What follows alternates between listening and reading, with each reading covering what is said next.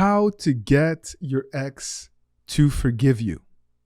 My name is Coach Adrian, love and relationship coach. And in this video, I wanted to explore with you how it is possible to get an ex to forgive you if you've made mistakes, if you've gone through a breakup together, or if there has been resentment built up over quite some time during the relationship.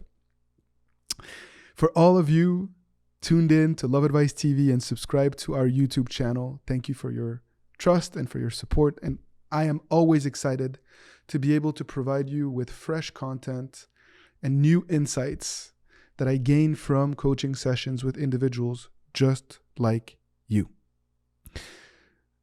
It always has to start with the concept of understanding. If your ex is that resentful that they do not want to forgive you, it's important for you to understand why. Why are they so hurt? Why are they holding a grudge? And what it is about your action that contributed to them feeling this way. Because ultimately, your ex is going to have a very hard time forgiving you if you can't verbalize, articulate, and take steps towards building new habits and new ways of communicating than those that led to the breakup itself. And so if you are unclear or unsure why your ex is so hurt, perhaps it would be important for you after this video to take some time to really go back to our channel and to understand your ex's behavior better. There's a lot of video, a lot of content that we've done conveying to you how you can raise your level of empathy, how you can put yourself in your ex's shoes to see the relationship through their lens and not be a prisoner of your own feelings and emotions. And I really encourage you to do that because it is so fundamental to the process of forgiveness and rebuilding a healthy relationship. Once you've understood how they feel and once you're able to see the relationship through their eyes, it's then very important for you to take accountability or responsibility for your actions and for your role in creating this dynamic. So taking responsibility and accountability does not necessarily mean communicating that to your ex right away. Oftentimes, they're not in a position where they want to hear from you or talk to you. But accountability starts with us as individuals. And so I really hope that you can take accountability and also that you can forgive yourself for whatever damage you've caused after the breakup, during the breakup, and before the breakup when the relationship was still happening. It's important for you to let go of that guilt that many of you feel, that feeling of I've ruined everything. And I know in coaching sessions, coaching a young lady who was in her mid-20s, she could not let go of the guilt.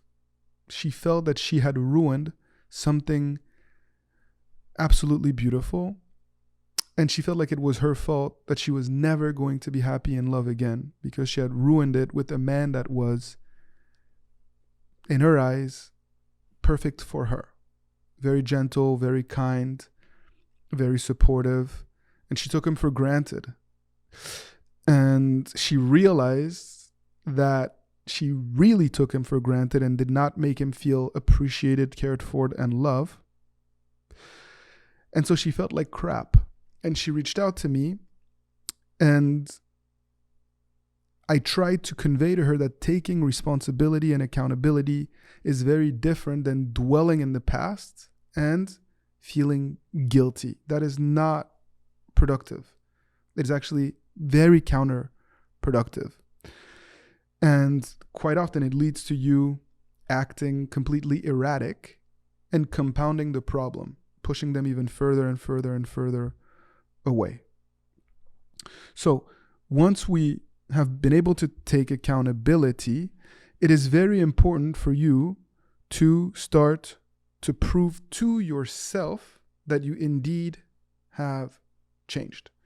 The best way to let go of guilt is to take action and to start to build a new pattern, new actions, daily goals.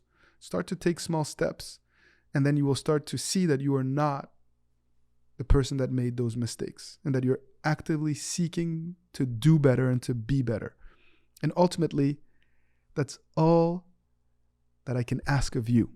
No one is perfect. We have all made mistakes, and it's those very mistakes that enable us to grow into the person that we are destined to be.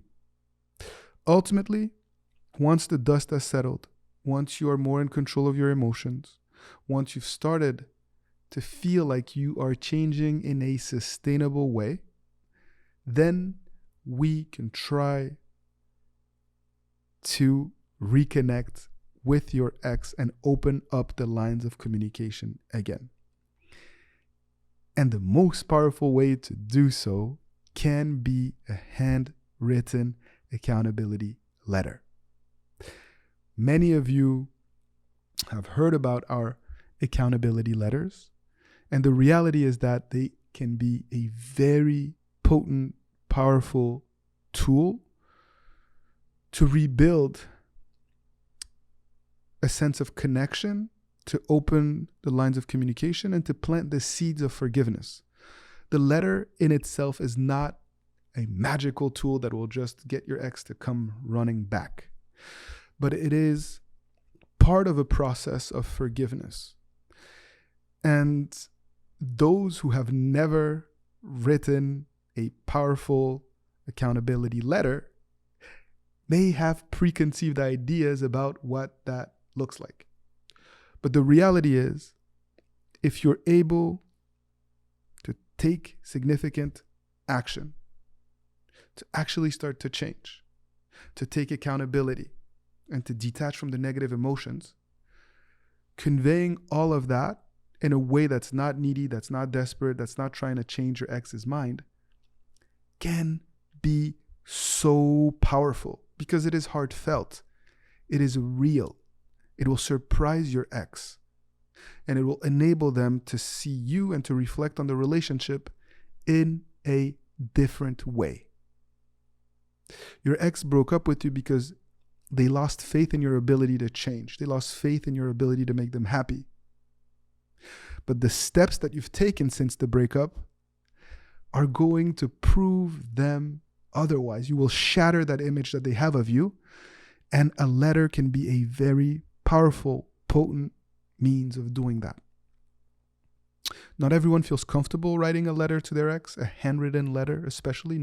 It's not something that is common in this day and age. I do not receive a handwritten letter very often, but when I do, it is special. And if you don't feel comfortable with that, you can find other means of reopening dialogue and conveying to your significant other that you are genuinely sorry and looking to make amends the right way. Not for selfish reasons, not for self-serving reasons, but because you actually care about their well-being and happiness.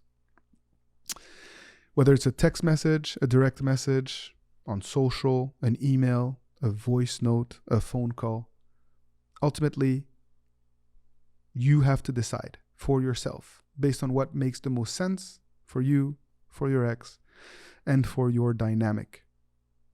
But the key is for you to show true empathy, to be able to validate their feelings in a certain way, and to show that you've grown and you're approaching this in a mature way. Once you've been able to convey to them that you understand and that you respect their feelings, and that you're open to finding solutions to being in each other's lives without encroaching on their boundaries and their needs, you have laid the foundation for them to forgive you, for you to forgive yourself, and to build an open relationship, connection built on mutual trust. It takes a second to lose trust, and it can take many, many, many weeks and months, sometimes a lifetime, to rebuild trust. But the point is that it is possible. And if you have a plan and you're educated on the issue and you're taking deliberate, consistent action over time, you can get someone that cares about you still, probably, that still loves you, but that doesn't trust you, to want to explore the opportunity of rebuilding a relationship with you. And we've helped countless of individuals do just that. That is our bread and butter, rebuilding trust after a failed relationship and helping an ex realize that they still care about you and that they can be happy with you. I was coaching a young man in the UK who made a mistake. He was on dating apps, got caught twice, lied about it, trust was broken, he was devastated, reached out to me wanting to rebuild trust. Again, I don't do what I do to just help people get back together. I do what I do to help people grow and be in healthy relationships. And so I worked with him to make sure that we address the root causes of the issue. I worked with him on understanding why he felt the need to be on dating apps if he was dating the love of his life. He understood that there were some things linked to trauma from his childhood that made him fearful of committing fully and being vulnerable with this woman that he loved. He worked on addressing those root issues. And in time, through patience and hard work, he was able to reconnect with this significant other the right way. Kudos to his ex. She was extremely emotionally mature, many qualities, and the capacity to forgive. And really worked on herself to help start anew. Another example is a couple that reached out to me, a couple from the Midwest in the United States. He was a small business owner, very successful in his small town, and he was dating the love of his life, mother of his kids. And unfortunately, he neglected his wife for many years. They, on the surface, were happy. They had everything that they wanted. He was very successful at his work, made a lot of money. They seemed to get along for the most part. She raised 2 beautiful children, really was fully engaged in that process as a mother. She was fit, she was beautiful. And one day, he realized that she had been having an affair with a guy at the gym that she goes to for many months. He was devastated. She panicked, started withdrawing money from the bank account, and was getting ready to pack her bags and leave. She was afraid of how he would react. And to their credit, they both decided that it was in their best interest to reach out to me. He reached out to me. He was so hurt. He was so heartbroken. He really came to me as a shell of himself. To his credit, he realized that he loved his wife so much that he was willing to do whatever it took to rebuild his marriage the right way. And to her credit, she was willing to take accountability. And she was willing to work on herself to make sure that this did not happen again moving forward. But she also was very clear and verbalized the fact that she did not want to go back to the relationship that they had, to the marriage that they had. She felt unseen. She felt controlled. She felt like she was under his thumb. And because she felt neglected by this man, she fell for this womanizer at the gym who was also married and was engaging in nonsensical activities to try to just really seduce a woman that was going through a tough time in her marriage, which is horrible. Working together, she was able to end her affair, to cut contact with this man, and they were able, through hard work and a plan, to rebuild trust over time. And they are now happily married, and they've reconnected in a way that is even deeper and more meaningful, and they are in a healthier relationship because he got the kick in the butt that he needed to realize that he needed to change and to be different and to be more loving and to show his wife how much he cared. So I wanted to share these stories with you because they're real clients that have reached out to me, and because maybe it will inspire you to see that forgiveness is possible and that you too can get your ex to forgive you if you approach this process the right way. It will be both beneficial to you and to your relationship. You will become a higher, better version of yourself, and your relationship will be more fulfilling than ever. I hope that this was beneficial for you.